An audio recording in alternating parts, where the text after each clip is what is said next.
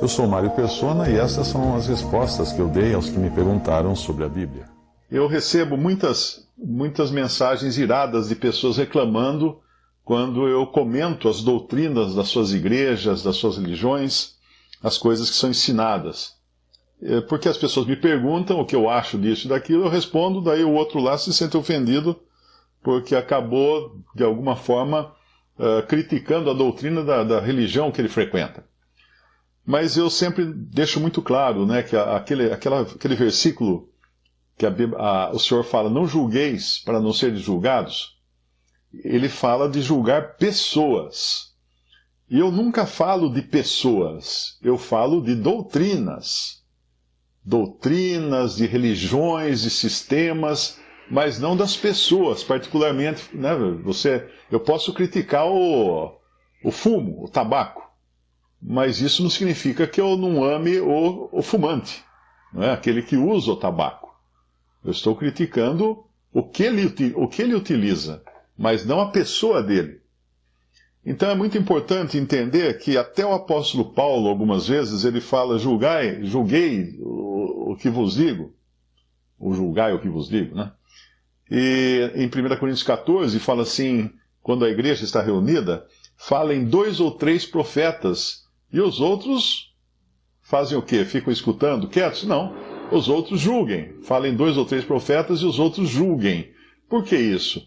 Porque numa reunião da assembleia ou igreja, se alguém trouxer uma má doutrina, isso deve ser julgado. Isso deve ser rejeitado. Claro que depende muito do nível e da gravidade da má doutrina, não é? Porque nós não vamos interromper uma reunião porque um lá falou que a sandália de Abraão era marrom e a gente acha que é preta, e aí vai armar um banzé por causa disso. Não. Quando uma doutrina muito séria, muito incorreta, nós podemos até numa reunião pedir para que o irmão que falou aquilo aguarde para a gente conversar depois, né? Porque nós estamos julgando não o irmão, mas a doutrina que ele trouxe. E assim também com respeito à cristandade hoje. Nós temos sim que julgar o que é feito dentro da cristandade. Nós temos que julgar o pecado, julgar a má doutrina, não a pessoa em si, mas a má doutrina. E lá em 1 Coríntios fala em 2 ou 3 e os outros julguem, né? Mas hoje eu vou entrar num assunto de julgar as pessoas. Você vai falar assim, mas peraí, você acabou de falar que nós não podemos julgar as pessoas? Não podemos mesmo. Nós não podemos julgar as pessoas, mas Deus pode. Deus pode. Então nós vamos ler agora o capítulo 3 de 2 Timóteo, no qual o Espírito Santo de Deus julga as pessoas da cristandade, como um todo. Todas as denominações e sem denominações também. Tudo aquilo que se declara cristão. Porque o assunto que veio no capítulo 2 de 2 Timóteo era a grande casa. E nós aprendemos que a grande casa da cristandade é aquela casa de Deus de 1 Timóteo, da primeira carta a Timóteo, que acabou se transformando numa grande casa onde há de tudo. Existem vasos de barro, para honra, para desonra, vasos de ouro, de prata, de pau, de barro, uns para honra, outros para desonra. Nós lemos isso no capítulo 2 de 2 Timóteo.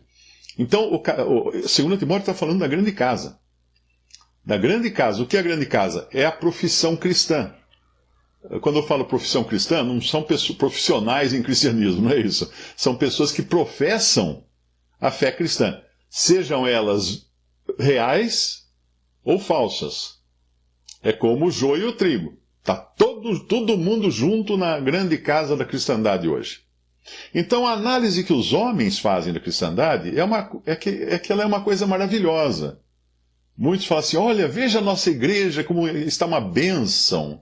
Olha, a cristandade no mundo está uma bênção. É sempre bom distinguir o que é cristianismo e o que é cristandade. Um autor, ele definiu assim, cristianismo é a neve pura e branca e limpa que cai do céu.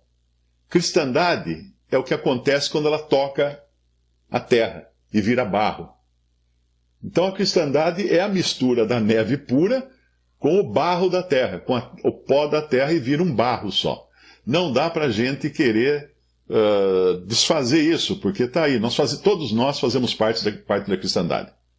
Essa cristandade, quando a igreja for arrebatada da terra, e Cristo levar todos os salvos, levar aqueles que são seu corpo, a verdadeira noiva for embora, vai restar aqui a cristandade, que vai ser a casca oca da cigarra. Você já viu uma cigarra quando ela sai de dentro do casulo dela, né? Ela sai de dentro e fica grudada na árvore, lá uma casquinha bonitinha, dourada, tal, dá até para fazer broche. A criançada brinca de um grudar no outro, aquela casquinha. Mas não tem nada dentro.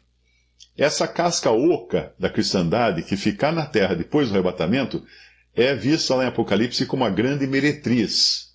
A grande meretriz, a grande prostituta, Babilônia a grande. É a união de todas as religiões cristãs e formando, então, uma falsa noiva. Aquela que deveria ter sido a noiva de Cristo, mas virou uma prostituta. Se vendeu para o mundo. Negociou com o mundo. Os mercadores do mundo, então, vão chorar quando ela for derrubada, porque ela vai ser derrubada. Então, essa cristandade inclui todos nós. Eu, você, aquele outro ali, aquela outra lá.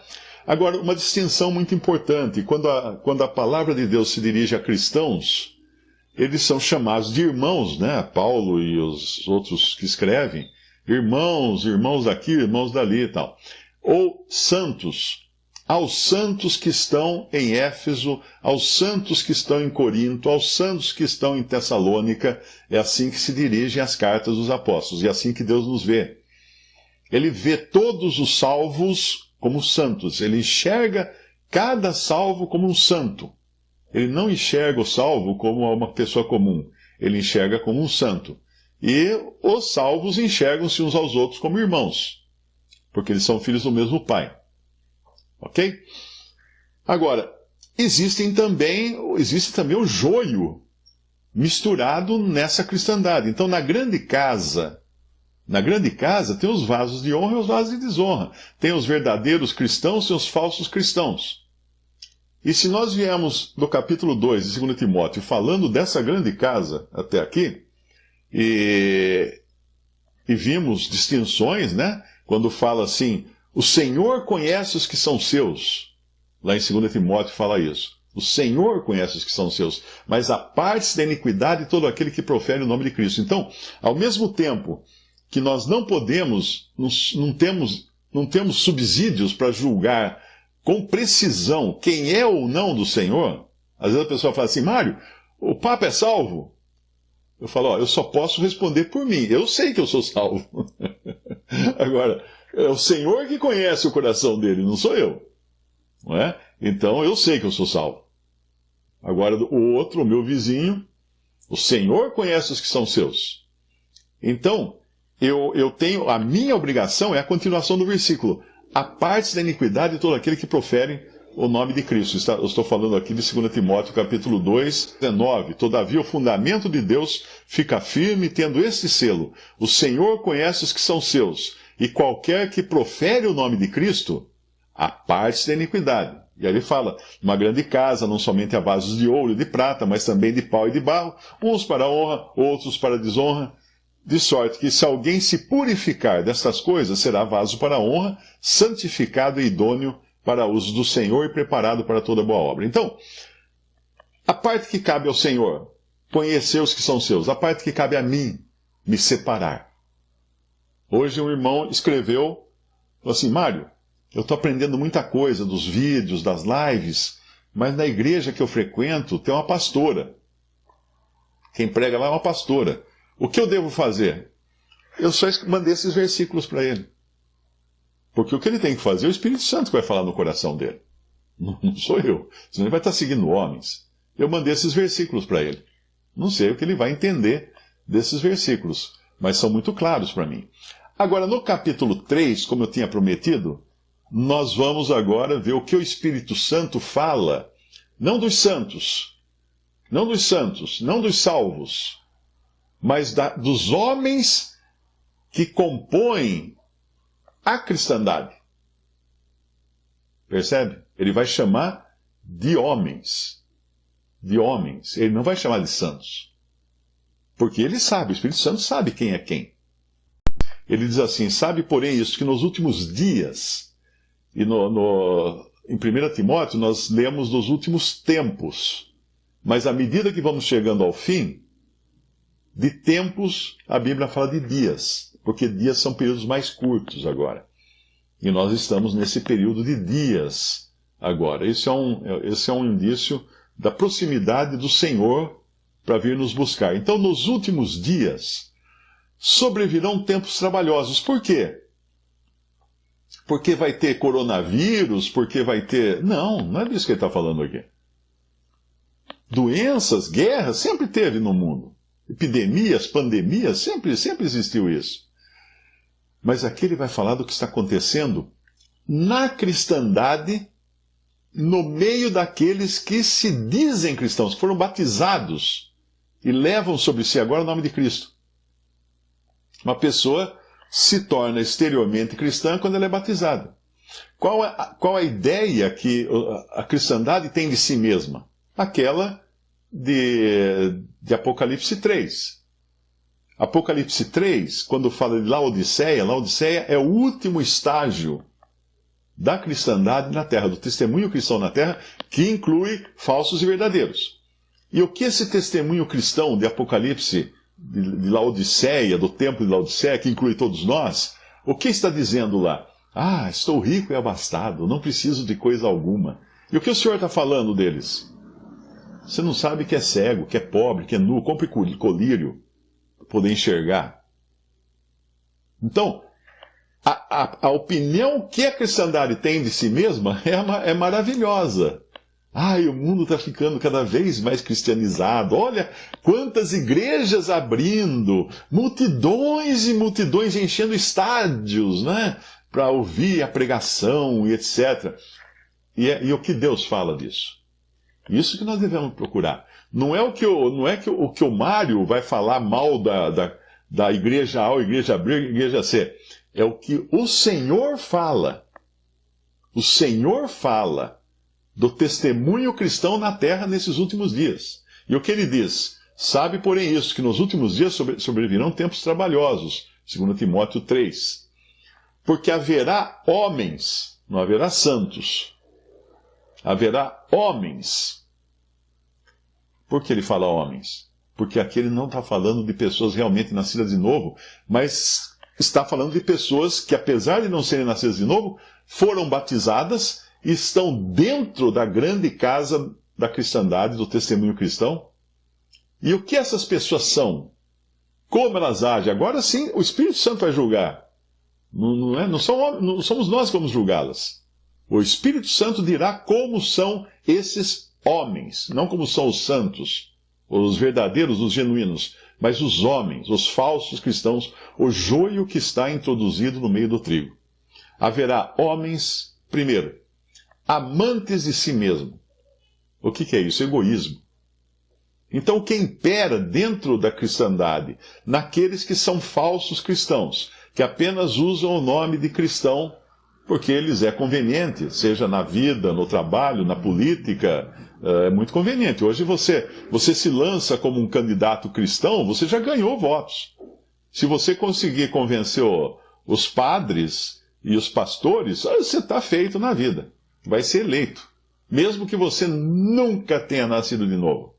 Seja apenas uma pessoa que vestiu a camiseta escrito "Sou cristão". Então, o egoísmo é uma das características da cristandade dos últimos dias. Quando a pessoa é amante de si mesmo, isso significa egoísta. Se a gente abrir uma outra versão, porque os homens serão egoístas. Exatamente isso aqui, olha, egoístas. A versão atualizada fala, os homens serão egoístas. A versão corrigida fala, os homens serão amantes de si mesmo. Esse amante de si mesmo é uma pessoa que não pensa nos outros.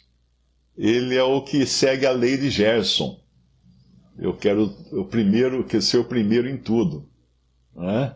É o que fura a fila, é o que quer levar vantagem em tudo. Esse era o slogan daquela marca de cigarro. Né? Quer levar vantagem em tudo. Então, para ele sendo egoísta, para ele pouco importa se os outros vão sair perdendo, contanto que ele saia ganhando. Porque ele é amante de si mesmo. Ele é o primeiro, ele é o que quer estar em primeiro lugar.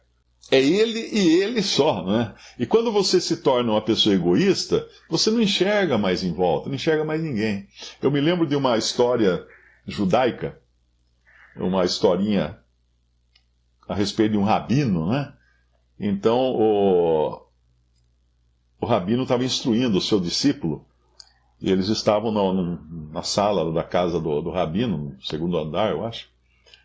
E o seu discípulo, o garoto, falou assim: mas rabino, por que a riqueza muda tanto as pessoas? Ele falou: vem cá, olha pelo vidro da janela, lá na rua. Aí o jovem olhou e falou assim: o que tem lá? O que você está vendo, jovem? Eu estou vendo um monte de gente, é uma multidão caminhando na calçada, tem muita gente. Ok, vem cá agora. Aí tem um espelho grande na sala. Falou: olha aqui. O que você está vendo? Eu estou vendo eu.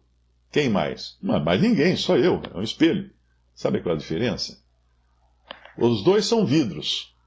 A diferença é que atrás desse vidro aqui, que a gente chama espelho, tem uma camada de prata, de tinta de prata. Entrou a prata, você não vê mais ninguém. Você só enxerga a si mesmo. E assim é o homem dos últimos dias na cristandade. E o que vem em seguida? Quando ele se torna egoísta, ele quer ser o primeiro em tudo e ganhar em tudo, amante de si mesmo, qual a palavra seguinte que vem?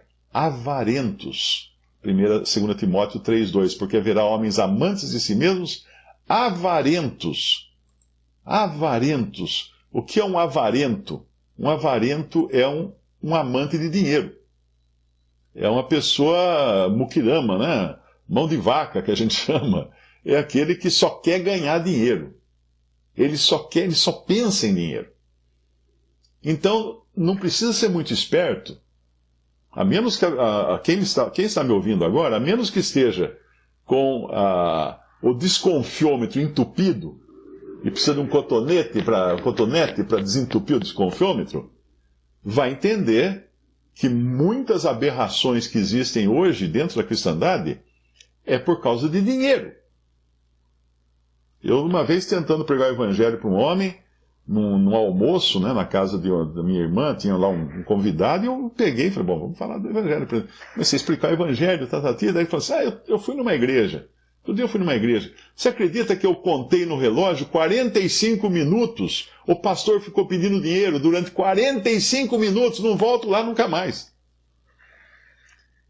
Aí você vai falar o quê? Vai evangelizar uma pessoa assim, falar de Cristo para essa pessoa? Ela olhou isso e falou: isso aí, cristão, é assim, ó.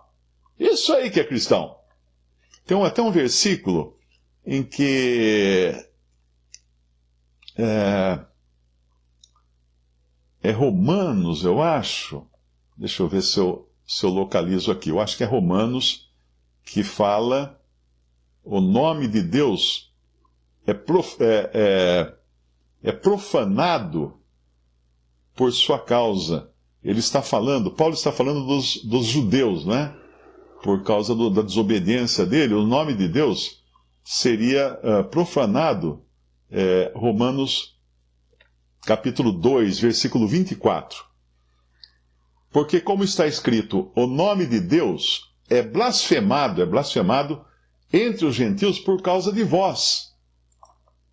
Então, os judeus que se gloriavam na lei, lá em Romanos 2, 23, um pouquinho antes, ele fala assim, no versículo 17: eis que tu que tens por sobrenome judeu, tenta ler esse versículo trocando judeu por cristão, para você entender o que eu estou falando. Eis que tu que tens por sobrenome judeu e repousas na lei, te glorias em Deus, sabes a sua vontade, aprovas as coisas excelentes, sendo instruído por lei, confias que és guia dos cegos, luz dos que estão em trevas, instrutor dos nécios, mestre de crianças, que tens a forma da ciência e da verdade na lei. Tu, pois, que ensinas a outro, não te ensinas a ti mesmo? Tu que pregas que não se deve furtar, furtas? Tu que dizes que não se deve adulterar, adulteras? Tu que abominas os ídolos, cometes sacrilégio? Tu que te glorias na lei, desonras a Deus pela transgressão da lei? Porque, como está escrito, o nome de Deus é blasfemado entre os gentios, ou entre os incrédulos, ou pagãos, por causa de vós. Foi exatamente isso que aconteceu ali naquele almoço, eu tentando falar de Cristo para essa pessoa, e esse homem entendendo que cristianismo era isso que estavam fazendo na igreja que ele foi. Pedir dinheiro. O nome de Deus é blasfemado por causa de vós. Então, se alguém que está me ouvindo aqui é um desses que pedem dinheiro, o nome de Deus está sendo blasfemado por causa de vós. Quem lê, entenda. Quem lê, entenda. Agora vamos voltar lá em 2 Timóteo, capítulo 3. Então, amantes de si mesmo ou egoístas, avarentos, amantes de dinheiro, de riquezas, e algumas religiões ditas cristãs não se contentam, seus líderes, em serem amantes de dinheiro, mas pregam o amor ao dinheiro. Ah, você vem à nossa igreja, você vai ser abençoado, você vai ter carro importado na garagem, você vai ser empresário, você vai ser isso, vai ser aquilo. Grande tarde dos empresários, grande manhã das bênçãos materiais. Isso aí. Mamon é o Deus. O nome de Deus é blasfemado por causa de vós. Depois de amantes de si mesmo, de avarentos, então, entra o ego. Eu. O egoísta, ele quer ganhar. Ele quer ganhar. Amante de si mesmo e agora avarento. Amor do dinheiro. Porque ele ganhando muito dinheiro, o que acontece? Ele fica importante e poderoso. E aí vem o adjetivo seguinte: presunçosos. Presunçosos. A outra versão fala jactanciosos. O que é um jactancioso? A pessoa que conta farol. A pessoa que fala de si. Que propaga a sua riqueza, a sua capacidade, o seu poder. Um político em época de campanha é um jactancioso, né? É um presunçoso. Se eleito for, eu vou asfaltar o Oceano Atlântico. O cara promete qualquer coisa, né? Presunçosos. Esse é o segundo estágio dos homens na cristandade. Não são nascidos de novo, são apenas portadores de uma camiseta escrito "Sou cristão". E uma pessoa jactanciosa ou presunçosa, ela se torna o quê? Aí, o adjetivo seguinte é soberbos. Então, amantes de si mesmo, avarentos, presunçosos, soberbos. Na outra versão fala arrogantes. Arrogantes. Eu sou mais rico que você. Eu sou mais do que você. Eu não sei se vocês já visitaram muitas igrejas, muitos templos católicos, né? Muitos templos da religião católica. Aí na Bahia tem muito, né? Salvador, acho que tem um para cada dia do ano, né? Acho que são 365. Ou é Salvador, não. Acho que é uma cidade de Minas, se não me engano, que tem isso. Tem uma igreja para cada dia do ano, praticamente. Mas o que existe em algumas mais antigas são bancos. Bancos, nichos, vitrais, e sempre tem uma placa. Este vitral foi doado pela família fulano de tal. Este banco foi doado pela família de fulano de tal. Este nicho foi construído com verba do doutor Cicrano de tal. Soberbos. Soberbos. A palavra de Deus fala: não não saiba a sua mão esquerda o que deu a sua mão direita. É basicamente esse o versículo, mais ou menos. Se você deu, não precisa soltar rojão. Não precisa pôr no carro de som na rua falando assim: eu contribuí para tal obra, eu contribuí para isso, eu mandei dinheiro para pregar evangelho em tal lugar. Não. Se Deus sabe o que você deu, é entre você e Deus, não é para ninguém, não é para tocar trombeta. Eu me lembro aquela história de uma historinha, né? Diz que o cara foi para participar da reunião lá da igreja, e num bolso ele colocou R$1, que na hora da coleta ele ia pôr R$1 na coleta, né? Na sacolinha lá da coleta. Mas no outro bolso ele tinha R$100 para comprar uma série de coisas que ele queria comprar. Chegou na hora da coleta, passou a sacolinha, ele enfiou a mão no bolso errado e tchum! Depois que ele pôs, ai! Eu ofertei os R$100. Aí na saída ele contou para um outro lá, falou assim: pois é, rapaz, eu estava tão distraído, que quando passou a sacolinha, eu enfiei a mão no bolso errado e ofertei os R$100. Eu ia ofertar um, que estava no outro bolso. Mas pelo menos agora eu vou ganhar o galardão de 100. O amigo dele falou assim: não, você vai ganhar o galardão de 1. Que era essa a intenção que você tinha, né? Os 100 estão perdidos, meu amigo. Não vai, nos 99 você ficou no prejuízo. Então, presunçoso, soberbo. Agora, quando a pessoa se acha muito importante, o que ela faz? Ela começa a achar que tudo que ela tem, ela conseguiu com seus próprios meios. Com a sua inteligência, com o seu trabalho, com a sua capacidade de negociar. Porque, afinal de contas, ele é um egoísta, avarento, que viveu em busca de dinheiro, ficou jactancioso, contando farol para todo mundo, virou arrogante, agora ele vira blasfemador. Blasfemadores, ou blasfemos, na versão corrigida. Por que ele fica blasfemo? Porque no momento em que ele começa a dizer que tudo que ele tem é fruto do trabalho dele, ou da capacidade dele, onde que entra Deus nessa equação dele? Ele não atribui a Deus o que ele tem. Ele atribui a si mesmo.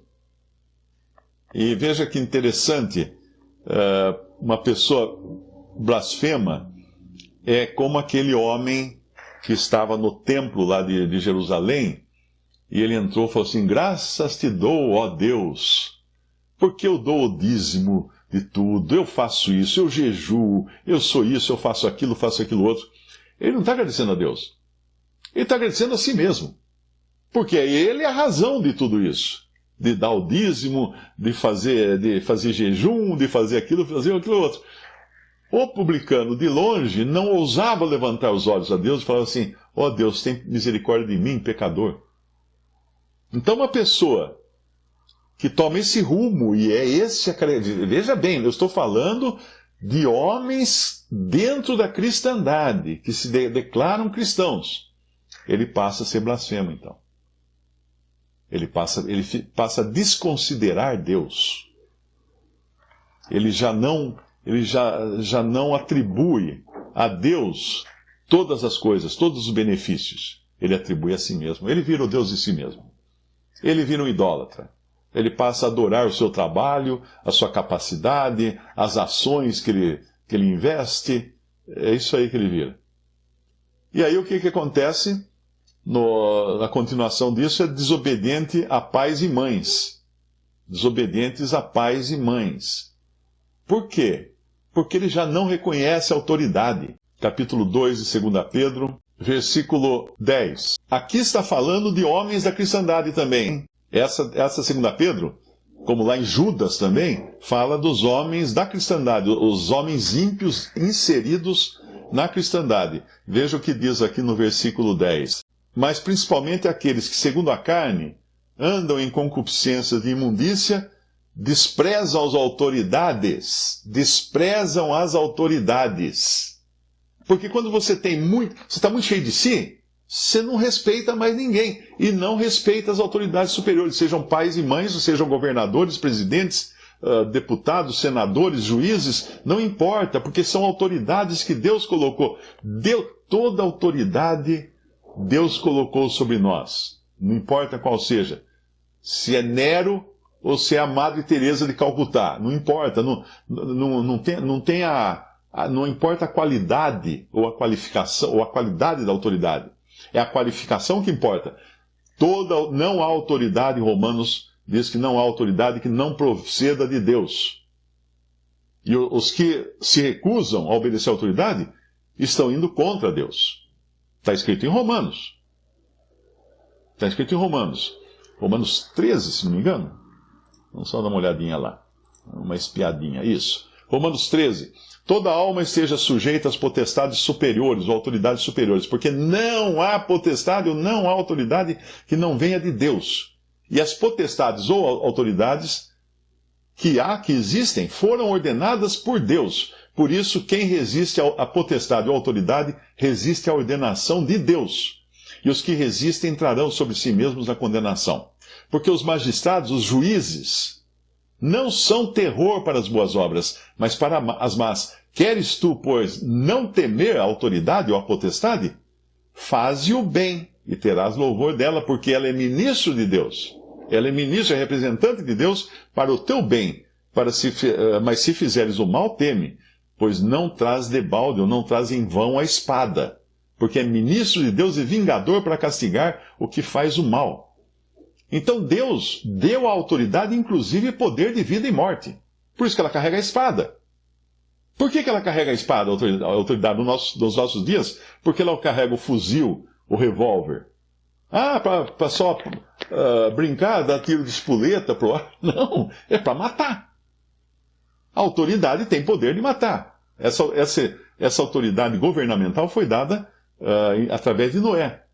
Aquele que tirar a vida do homem, aquele que derramar o sangue do homem, terá o seu sangue derramado. Percebe? Então, isso aqui, hoje, entra no Twitter e você vai ver o que existe de desrespeito à autoridade. É genérico, é generalizado. Por quê? Porque os homens são amantes de si mesmos e são cristãos. A maioria professa ser cristão. Mas eles acham que ser cristão é isso, é você querer melhorar o mundo à sua maneira, porque cada um vai ter, né, o seu candidato, a sua maneira, melhorar o mundo à sua maneira para chegar num ponto em que o mundo vai ficar maravilhoso com a cristandade dominando sobre a face da terra. Agora, isso não vai acontecer nunca, pelo contrário, nós estamos vendo que nos últimos dias, o que Deus está falando nos últimos dias? Está falando que as coisas vão de mal a pior. Vão de mal a pior. Então, voltando lá no nosso capítulo de Pedro, né? De 2 Pedro, que 2 Pedro fala também de tempos de últimos dias. Ele vai dizer que no versículo 10, principalmente aqueles que, segundo a carne, andam em concupiscência de imundícia, desprezam as autoridades, atrevidos, obstinados, não receando blasfemar das dignidades, ou seja, das pessoas que estão acima deles. Que aqui no nosso capítulo de Timóteo nós falamos de desobedientes a pais e mães. Então começa ali a desobediência, né? Uma criança que é desobediente aos pais e às mães, ela vai virar o quê depois? Desobediente a qualquer tipo de autoridade. Na escola, vai desobedecer a professora. No trabalho, vai desobedecer o chefe. Na rua, vai desobedecer o guarda. Até um dia ela acaba presa. É isso que acontece. Eu nunca me esqueço, uma irmã nos Estados Unidos. Lá nos Estados Unidos você tem, dependendo do estado, tem leis, né? Leis diferentes. As leis lá são estaduais. Por isso que chama Estados Unidos. Não é? Na verdade, os Estados Unidos não são um país. Eles são um grupo de estados unidos.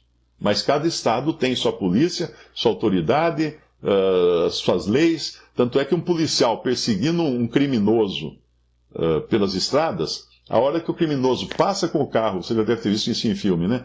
Passa na divisa para o outro estado, ele tem que parar. Ele não pode ir atrás agora.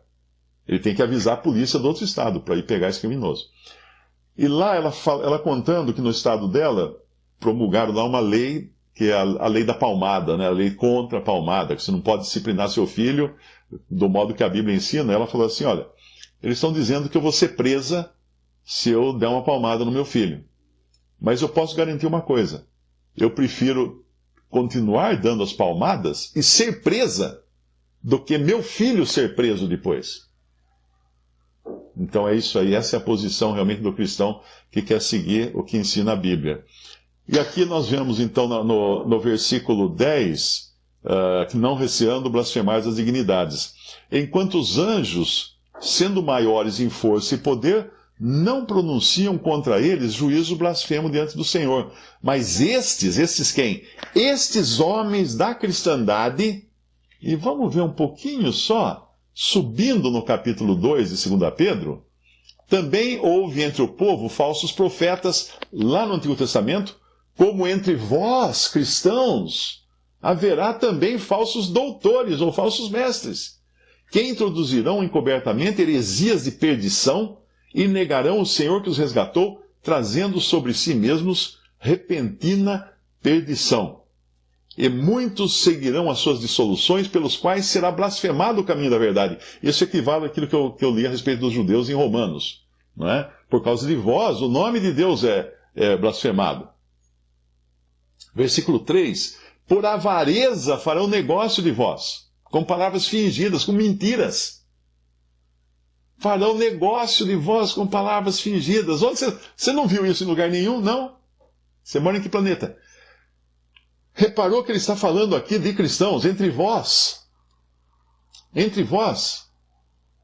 E aí que ele vai falar dos anjos, do anjo que até não repreendeu Satanás, porque reconheceu em Satanás uma autoridade acima dele, em termos de hierarquia, né? E aí ele continua, daí chega no nosso versículo lá mais para frente, no versículo 12, né? Mas esses como animais irracionais. Então entenda, ele chama de animais irracionais os falsos líderes cristãos, os falsos mestres, ou falsos doutores, que ele falou lá no versículo 1. Ele chama de animais irracionais. Não é um título muito agradável para quem sempre gostou de ganhar títulos do tipo doutor em divindade, reverendo, pastor, bispo e qualquer coisa assim, não é? Animais irracionais, ele chama aqui, que seguem a natureza, feitos para serem presos e mortos, blasfemando do que não entendem, perecerão na sua corrupção. Eu li aqui o versículo 12 de 2 Pedro 2. Recebendo o galardão da injustiça, o prêmio da injustiça, pois que tais homens, que homens? Os mesmos homens lá de 2 Timóteo capítulo 3. Tais homens têm prazer nos deleites cotidianos, e lá nós vamos ver isso, que eles gostam do bem bom, lá em 2 Timóteo 3. Têm prazer nos deleites cotidianos, nódoas são eles, manchas são eles, máculas, deleitando-se em seus enganos, quando se banqueteiam convosco. Quem é esse convosco? Os cristãos. Os cristãos. Judas fala que eles estão nas vossas festas de amor, nas vossas festas ágape, comendo entre vocês, se banqueteando entre vocês. Por quê? Porque eles são os homens lá de 2 Timóteo capítulo 3. Tendo os olhos cheios de adultério, não cessando de pecar, enganando as almas inconstantes. Pessoas inseguras, eles se aproveitam delas. Enganando as almas inconstantes, tendo o coração exercitado na avareza, no amor ao dinheiro, filhos de maldição.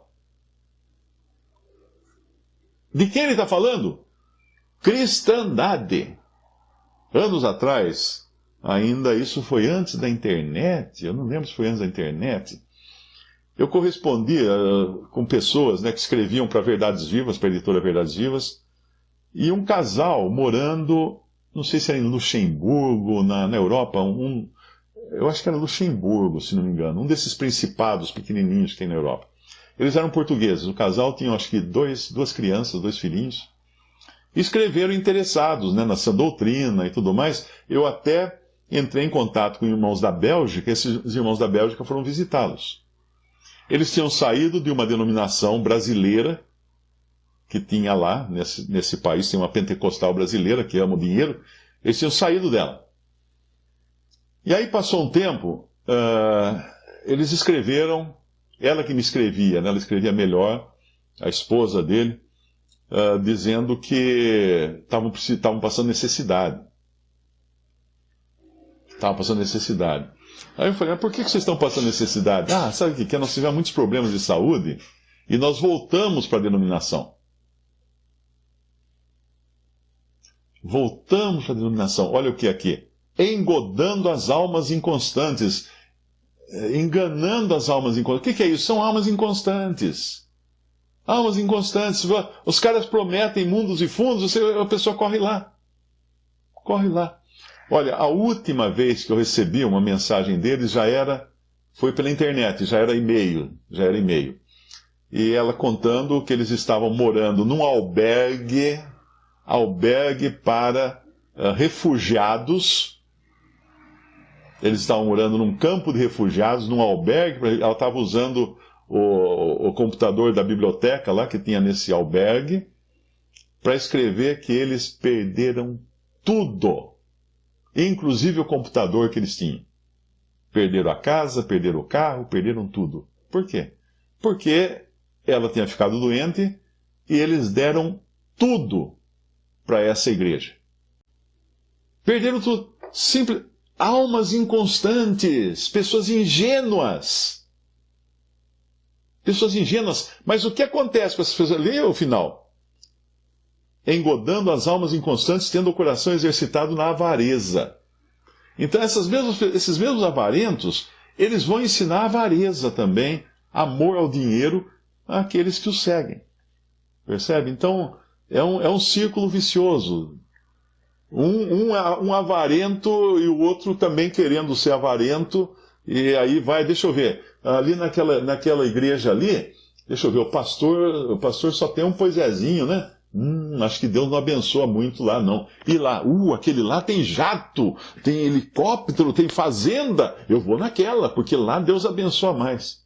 É assim que funciona na cabeça do tolo, não é? Ele tá buscando qual é o maior prêmio da loteria. Porque lá vão falar assim, dê R$1.000 para a igreja, Deus vai recompensar você, vai te dar um carro. Poxa, carro por R$1.000, um carro zero por R$1.000, é negocião. Vou lá então. Pronto. Caiu na arapuca, né? Mas aí vamos voltando lá ao nosso capítulo aqui de 2 Timóteo. Nós estamos, lembre-se, capítulo 3, 2 Timóteo, estamos falando da cristandade, não estamos falando de pagãos, nem de macumbeiros, nem de feiticeiros, nem de ateus. Estamos falando de pessoas que levam o nome de Cristo na camiseta. Talvez não no coração, nem todos no coração, mas na camiseta. Ou na bandeira, ou no nome do partido, né? Partido blá blá blá cristão. Que legal. Bancada evangélica. Comissão Nacional dos Bispos do Brasil. Tudo isso faz parte da cristandade. São coisas de homens que realmente querem dominar o mundo com a sua cristandade, né? Mas essa cristandade que vai ter um lugar de tanta preeminência no mundo é justamente a Babilônia grande, não é a Babilônia pequena. Por isso que em Apocalipse se chama de Babilônia a grande. Porque o sistema cristão no mundo, se você juntar protestantismo com o catolicismo, com todas as suas várias vertentes, é o sistema mais rico do mundo. Não tem Microsoft, não tem Tesla, não tem. É o mais rico do mundo, é o que realmente domina com suas riquezas o mundo inteiro. E aqui ele vai continuar, então, no versículo onde que eu parei. Desobedientes a pais e mães, ingratos, mais uma vez, essa característica, 2 Timóteo 3,2, o que é um ingrato? É uma pessoa que não é agradecida a quem deveria ser agradecida. Porque se ela é amante de si mesma, se ela é avarenta, se ela é presunçosa, se ela é soberba, se ela é blasfema, ela acha que Deus não teve participação no seu progresso, né? No seu progresso. E profanos, porque vão desdenhar agora de Deus. Vão desdenhar de Deus, não vão mais dar a Deus o devido louvor. eles acabarão com isso, quando você fala, eu consegui isso, eu consegui aquilo outro, você, na verdade, é como se o Senhor estivesse atrás de você falando: o que é isso? O que ele está falando? Fui eu que consegui para ele. O que ele está se gabando? Por que ele quer mostrar o carro para todo mundo aí, para dizer eu sou o big, né? Eu sou o melhor e tal? Deus dá. Claro que tem irmãos em Cristo que têm mais do que outros, mas tem mais porque Deus deu mais para que possam também ajudar os necessitados, para que possam também investir na obra que dá mais rendimento, né? Porque é juntar tesouros no céu, onde a traça não rói, nem corrói, nem a ferrugem corrói. Então esses são os que agora são... o que falou aqui, profanos, sem afeto natural. Agora, isso aqui já é uma característica da pessoa que confia em si mesma, porque ela acha que o bem ela faz de acordo com os seus parâmetros. Eu vou dar um exemplo, o que é uma pessoa sem afeto natural. Um animal, ele tem afeto natural. Tenta mexer com a cria de um animal, qualquer que seja. Vai pegar um pintinho de uma galinha, ela fica doida, ela fica... Vai pegar os filhotes do cachorro, a cadela acabou de dar filhote, né? Vai lá pôr a mão no filhote. Vai pôr a mão no filhote da ursa, na floresta, para você ver o que acontece. Por isso que se fala que é muito perigoso andar nas florestas do hemisfério norte, né? Porque pode ter ursas que tiveram filhotes. E se ela achar que você está invadindo, está chegando perto do filhote dela, ela vai atacar você, ela vai matar você. Lobas também. Lobas são muito cuidadosas com os seus filhotes, porque elas têm afeição natural. Elas têm algo que a própria natureza, faz parte da natureza de todo ser vivo, que é ter afeto para com a sua cria. Ter afeição para com a sua cria. Isso é afeição natural. Agora, o que nós estamos vendo na sociedade hoje, na sociedade moderna, eu, quando estava na faculdade, tinha uma colega, inclusive já é falecida essa colega, já faleceu há alguns anos de câncer, mas ela contou que a irmã dela ia se casar. E já estava tudo preparado para o casamento, inclusive uma viagem para a Europa, comprada, tudo já arrumado, e de repente ela viu que estava grávida. E a gravidez ia estragar tudo, ia estragar a festa, ia estragar a viagem para a Europa, ia estragar todos os planos que ela e o marido tinham feito, o noivo, né, naquela hora, ela e o noivo tinham feito. Então o que ela fez? Ela abortou. Porque a gravidez ia atrapalhar a vida dela. Ia deixar para ficar grávida depois. Isso é não ter afeto natural. É alguém que não tem, nem um animal faz isso. O animal protege a sua cria. O ser humano já não protege mais a sua cria. O ser humano agora quer se ver livre da sua cria. E aqui então fala sem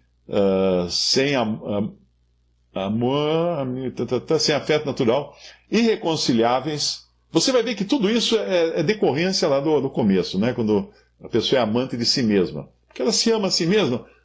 Só tem um espelho na frente dela, não tem a vidraça que dá para ver a rua. Ela só vê os próprios interesses, né? Irreconciliáveis, não tem acordo, caluniadores, todo mundo é pior, é menor, essa gentalha, né? Incontinentes, o que é incontinentes? Uma pessoa que não tem domínio próprio. A outra versão fala sem domínio de si, que é sem domínio próprio. Incontinentes, sem domínio próprio, que é mais cruéis. Começou tudo lá, no amante de si mesmo. Sem amor para com os bons, como diz a outra versão aqui, inimigos do bem, traidores. Por que traidor? Porque não tem palavra, né? Ele combina com você e pula fora depois. Se não é do interesse. Obstinados. O que é obstinado? Cabeça dura. Cabeça dura, fazer a própria vontade, né? obstinados, outra versão fala enfatuados. Mais amigos dos deleites do que amigos de Deus. Lembra que nós lemos lá em 2 Pedro? Que é a mesma coisa, amigos dos deleites, que estão buscando só o prazer. Esse é o homem cristão, apenas na camiseta, que predomina na cristandade hoje. Aí no versículo 5, ele usa da sua aparência, da sua posição de cristão, como se fosse uma capa de dignidade, de santidade, tendo a aparência de piedade. Então ele anda com a Bíblia debaixo do braço, ou ele vai à missa, ele comunga, ou ele talvez pregue numa igreja, ele faz campanhas, ele apoia candidatos cristãos, ele diz que irmão vota em irmão, tudo isso. Ele se veste com um manto de santidade, porque ele quer parecer para os outros que ele é santo. Ele empresta o cristianismo para proveito próprio, para atingir seus próprios objetivos. E isso às vezes inclui até os modos, né? Tem uma religião aí que você escuta os pregadores dessa religião, todos têm a mesma voz rouca. Meus irmãos... É como se eles fossem treinados com a mesma professora de oratória para falarem todos com o mesmo tom de voz, a mesma voz rouca. Porque descobriram que essa voz impressiona muito os seus seguidores. Como também você encontra aquele tom de piedade na voz de muitos religiosos católicos, né? Tem isso, você vê entrevista, o cara chega lá, o que o senhor acha da atual situação? Meus irmãos, eu acredito que devemos procurar sempre fazer a caridade para com os mais pobres. O que é isso? Aparência de piedade. Tendo a aparência de piedade, mas negando a eficácia dela. Agora vem a ordem que é dada para o cristão genuíno, para o cristão sincero. Destes afasta-te. Afasta-te. Desses afasta-te. Aquele irmãozinho que perguntou o que ele faz porque ele está numa igreja onde tem uma pastora que dirige a igreja. O que ele deve fazer? Afasta-te. Aparte-se da iniquidade de todo aquele que professa o nome do Senhor. 2 Timóteo capítulo 2. E ele vai dizer a razão do porquê afasta-te no versículo 6. Porque deste número, dessas pessoas, desse tipo, são os que se introduzem pelas casas. E olha agora a sacada demoníaca. Porque isso aqui é a estratégia do diabo. Quando o diabo no Éden veio com a sua tentação, ele foi falar com Adão? Não. Por que ele não foi falar com Adão? Porque a mulher é a parte mais frágil. Eles atacam as mulheres. Tanto é que você vê muitas dessas religiões, tá assim de mulheres, né? Porque a mulher é mais frágil. A mulher tem um caráter diferente, mais de amor, mais de acreditar no que a pessoa fala.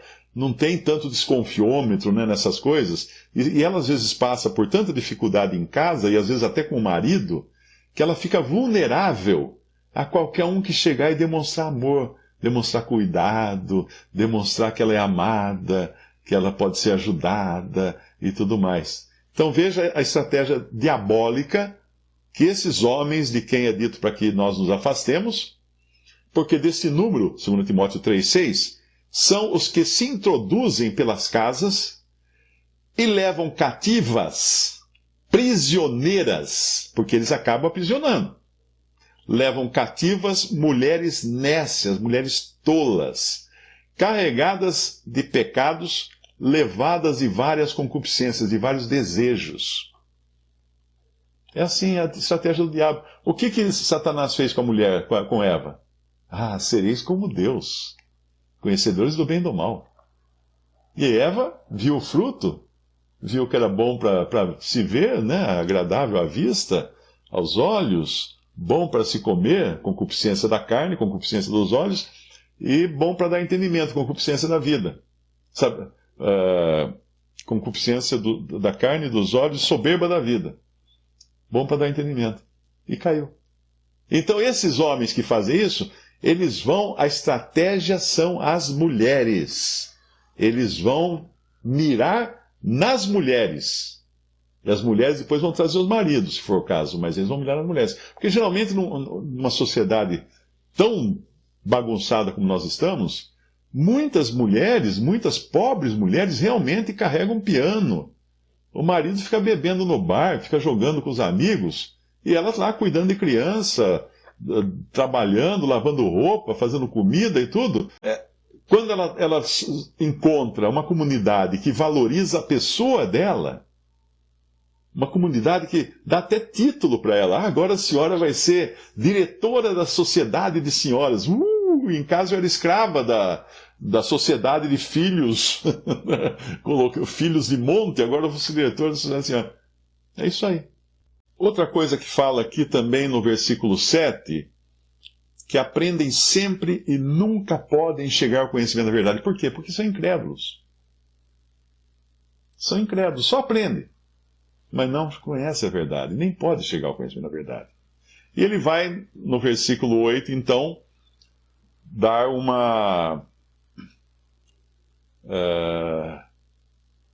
dar o exemplo de Janes e Jambres.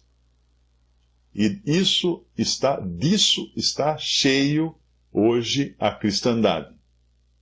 O que ele fala é como Janes e Jambres resistiram a Moisés, assim também estes resistem à verdade, sendo homens corruptos. Que homens? Ele está falando do homem lá de cima, no versículo 1. Sendo homens corruptos de entendimento e réprobos quanto à fé. Vamos ver outra versão aqui, que às vezes fica mais claro. De modo como Janes e Jambres resistiram a Moisés, também esses resistem à verdade, são homens de todo corrompidos na mente, réprobos quanto à fé. Deixa eu pegar uma outra versão aqui. A mente deles é depravada e são reprovados na fé.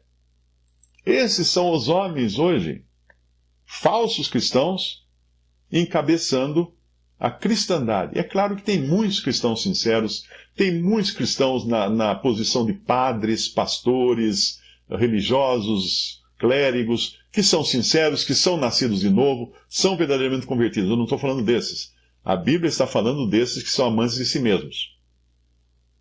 O Senhor, aqui, o Espírito Santo, inspirando Paulo a denunciar os falsos. Porque dos verdadeiros ele já falou lá no capítulo 2, como sendo os vasos de honra, né? Então, cada um agora, carapuça, sirva a quem servir. Então, cada um que saiba de quem está falando isso. Agora, o que fizeram Janes e Jambres? Janes e Jambres fizeram grande noite de milagres. Porque Moisés jogou a vara no chão, eles jogaram a vara no chão também, virou em cobra. Aí Moisés fez uma outra praga lá no Egito, eles fizeram a praga também, igual. Eles imitaram todas, exceto uma, que era transformar pó em piolho. Essa eles não fizeram. Porque essa só Deus pode fazer. Só o poder de Deus pode tirar a vida da morte. O pó é a morte. O piolho é a vida. E só Deus pode tirar a vida da morte. Satanás pode fazer tudo aquilo que Deus faz, em termos de sinais, maravilhas, milagres, mas não pode dar vida a um morto, não pode tirar a vida da morte. E Janes e Jambres, então, eram, lá no Egito, os promotores das grandes noites de milagres e sinais e maravilhas, e você vai ser curado, você vai ser restaurado, você vai isso, você vai aquilo. Já é antigo isso aí, viu? É antigo esse negócio, esse método aí é antigo. Ele já acontecia lá no Antigo Egito. Então, tudo isso aqui já nos deu uma visão bastante clara de como é a cristandade dos últimos dias. Quem não enxerga isso está cego ou é cúmplice. Ou é cúmplice desses homens. Porque quem vai falar assim, não, está tudo errado isso aí. Então você é cúmplice. Então você apoia. Não se esqueça, os últimos dias da cristandade não são dias de glória. São os dias de vergonha. São dias que o Senhor fala dela, da cristandade desses últimos dias, lá em Laodiceia. Estou a ponto de te vomitar da minha boca. É isso que ele está falando da cristandade. Agora, se você acha que está tudo errado, então eu só posso, sinto muito, eu posso só achar que você talvez tenha um pezinho dentro das vantagens conquistadas dentro desse sistema todo, que na verdade desonra o nome de Cristo na Terra. Visite respondi.com.br. Adquira os livros ou baixe e-books. Visite 3minutos.net. Baixe o aplicativo.